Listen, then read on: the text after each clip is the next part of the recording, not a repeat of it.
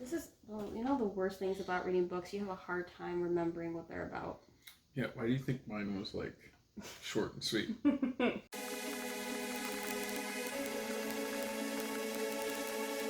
Hey guys! Welcome back to our channel. Together for this month we have read a total of 7 books. He read 1, I read 6. I'm sorry, Team Aladdin. And I DNF'd 1. And it's been an interesting month. So I read A Demon in Silver by R.S. Ford. I greatly enjoyed this book. I blew through it in about 3 days. Which prompt was this for? This was for the first prompt. The first prompt. The first prompt was Aladdin, which was read a book featuring royalty. Yes. And this was a dupe. There was a dupe. It was very good. R.S. Ford is one of my new favorite authors. It involves mythology. It involves blood. It involves cold-blooded murder. Fantasy. Adventures. I mean, there's so many aspects to this book that were enjoyable, but I can't wait to pick up the second book. And I hope it is as good as this one. I did give it 5 stars. I did give it a lengthy review. I think it was a lengthy review on Goodreads. But I really enjoyed it. So one of the books that I read in August, it wasn't part of the Disneyathon. It was a buddy read with Anna from Anna Francesca, and I'll leave her channel link down below. We buddy read the 4th book in the Harry Potter series, The Goblet of Fire. Now, I started this book pretty sure in February, and it was really hard to get into. I don't know if it was because that I watched the movie, and for the first bit, it seemed pretty close to the movie itself, so I kind of skimmed parts. I found it to be slow. Basically what you're saying is it was lame. And that's why it took you 6 months. Okay, first of all, I haven't finished what I was trying to say. Thank you, you butthead. You know I like Harry Potter. As I was saying before I was rudely interrupted, I shouldn't even have to say it. You all know that he thinks Harry Potter is lame. Whatever. He can be him. Once we got to the tournament aspect, which I will admit is my favorite part of the movie, and it was definitely my favorite part in this book, things started picking up. I started to get more background on certain characters that I didn't get from the movies. There were some parts in this book that seemed like more action-packed, more thrilling. And I didn't realize that we'd see Dobby more in this book. I don't remember seeing him in the movie, so it was pretty cool to see Dobby again. What I am noticing is that I am more frustrated with Ron in the books than I am in the movie. I kind of see Ron to be kind of a jerk sometimes. And I just, the whole fighting between the 3 of them, especially between Ron, Harry, and Hermione, it was just frustrating. I felt like all they do is fight, and it was not fun to read. But other than that, I still really enjoyed it, and I did end up giving this 4 stars. Now moving on to my wrap up for Disneyathon. So the first prompt was Aladdin, read a book featuring royalty, and for that I read The Wicked King, which is the sequel to The Cruel Prince. I know, it's so beautiful, right? The gist of this story is, from the first book, is that our main character is Jude, and she is swept away into fairyland with her 2 sisters after her parents were killed, and she wants nothing more than to be part of the Fae, be seen as one of them, and there's also that power struggle. She wants power, which is a big thing for her. So that, I think, is a good Powerless always want power. Right? Especially a human in the Fae realm. I mean, when you're a human in the Fae, among the Fae, you're definitely at a disadvantage. Oh, yes. We pick up right where we left off from The Cruel Prince. There's a lot more political intrigue in here. I mentioned in the previous video, there's a lot more scheming. The tension between Cardan and Jude is pretty strong. I'm honestly still confused how they really feel about each other. Like the attraction is there, but I don't know, especially after the ending of this book. I don't know what's going to happen. I thought this was a really fun read, definitely faster in pace than the first book in my opinion. So for this one, I also gave 4 out of 5 stars. So I'm sorry. The first prompt is Jasmine, read a book featuring royalty. The second prompt is Aladdin, read a book that has romance. Sorry, and for that I picked Hunting Ground, the second book in the Alpha and Omega series, written by Patricia Briggs. Oh yeah, this had romance in it. Hot and steamy. It is a little bit hot and steamy with those two, isn't it? There's this controversy on whether or not the werewolves should come out to the public, and we followed that issue in this book. And Anne and Charles are learning more to depend on each other. I especially enjoyed seeing their relationship grow, seeing them learn more about each other and of themselves, and learning to open up to each other, because Charles is someone that is very closed off. He's never opened up to anyone until Anne came along. He relates to Charles. He was closed off apparently until he met me. He's my Charles. Oh, that is my middle name. It is! Like I've said in previous videos, the Alpha and Omega series definitely has more romance than the Mercy Thompson series, but there's still action here. There's still twists and turns and some heartbreaking moments. Like there was a death in here that I yelled at Thomas for. I was very upset.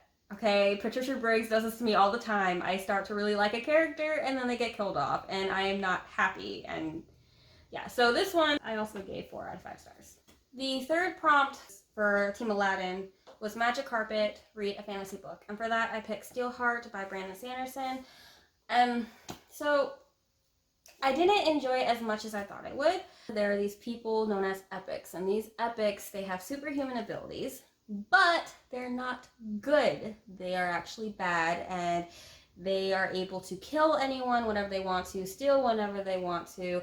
No one is allowed to stand up to these epics or you will die, and normal people live crummy lives. So David, his father, ends up being killed by an epic called Steelheart, and he wants revenge, so he tries to team up with this rebel group known as the Reckoners, who have been fighting back against the epics, and that's what this is about.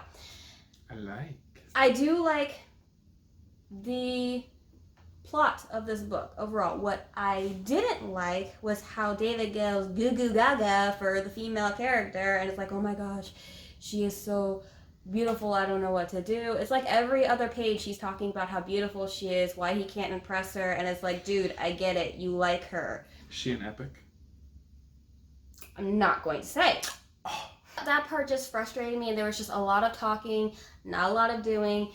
The banter between other members of the Reckoners was fun to read. I love that. Overall, I enjoyed it. I enjoyed it enough to where I want to read the second book, especially after the big old plot twist towards the end. That was fun and caught me off guard, and I was like, okay, I need to read it. So this one I gave 3 out of 5 stars. Fourth challenge was Jafar. Read a book that will suck you into its world and only read at dark. I failed. I could not read this book just during nighttime. I couldn't do it, especially whenever he played his video game. I like watching him play his video games. Witcher! Yeah, it's been great.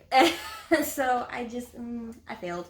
I only managed to complete 3 of the prompts for Team Aladdin, but I did finish this. This is the 9th book in the Mercy Thompson series, and it is definitely not one of my favorites. The reason being is, for this one, I assumed, based on, the blurb, and this really isn't spoiling anything, you learn about a kid that is fire touched. You know how in certain stories of Fae, mortal children are taken from the Fae.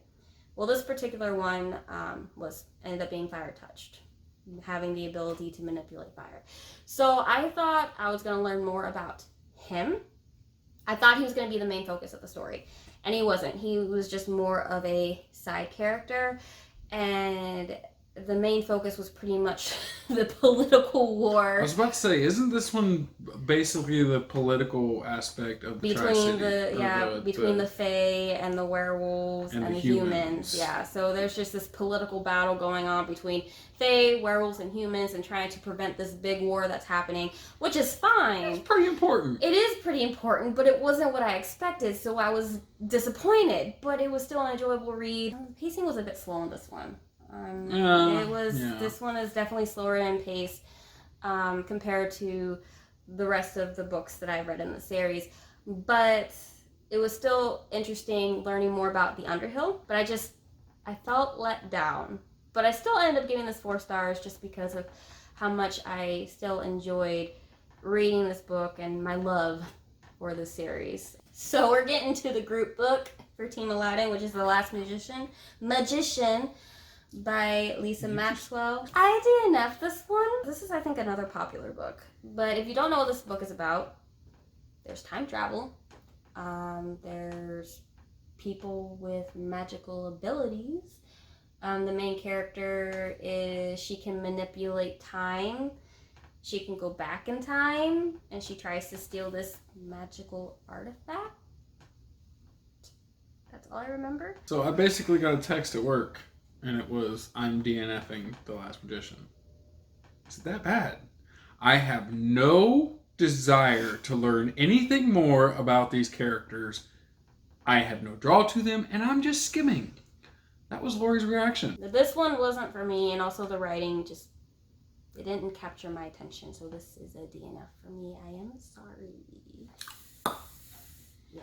The final book that I read this month is House of Salt and Sorrows by Erin A. Craig, and I believe this is a debut novel too. So this, short, sweet, and to the point, is a dark, eerie retelling of the 12 dancing princesses. And let me put an emphasis on dark and creepy. The imagery was it can be very twisted and just, your imagination can take you places. There were some parts of this book that made me think of Samara from The Ring. Again, that's just probably it's probably just my imagination based on certain descriptions in the book of certain scenes. And it was, so our main character is Thomas. So our main character is Annalie, and she is the middle of 12 sisters. She's already lost 3 of them, and just lost a 4th sister. How her 4th sister ended up dying, she starts to suspect that maybe there's some foul play, or if there is an actual curse among her family. You follow Annalie trying to solve the mystery of her sister's murder, and just creepy things start happening, and there are some revelations in here. I thought it was very well written. I think this would be a perfect read for October. I also really enjoyed Annalie's character. I found her to be someone that stands up for what she believes in. The relationship she has with her sisters is wonderful to read as well. Obviously, you're gonna love your siblings, but there are cat fights. So there are times where you just have, your cat fights, as he likes to emphasize. But it was really sweet to see how protective she was of her younger siblings as well. The relationships between the sisters was really nice to read and very relatable. Overall, this was so fun to read. I will definitely reread this again because it was just that good. No, I got 4. It got 4, not the full 5. What? But it got 4. Does a book have to get 5 stars from you? It has to really blow me away. You finished it in like 3 days. I don't know. It didn't feel right giving it a full 5. It didn't feel right. So a 4-star is what I went with. I guess a solid 4 works. Okay, fine. 4.5. Jeez. We'll bump it up to 4.5. You wouldn't stop raving about this book. It was great. It was great. I would recommend this. I'm not trying to hype this baby up or anything. 5 stars. 4.5. That's as high as I'm going. I have a shout out. Crack into a good book. You're awesome. I love your videos. And you've also been freaking epic in the comments. So I enjoy that. Her channel link will be in the description down below, so you should. I think she's a newer booktuber too. Yes. Yep, newer booktuber. She's epic. Yeah, she talks about a lot of books that I've never heard of and he's never heard of. She has read more urban fantasy than I have, and I'm kind of jealous. Oh baby. Looks like you need to step up on your urban fantasy game. Alright guys, thank you so much for watching. We hope you're doing well, and we'll talk with you all again in our next video. Bye-bye now.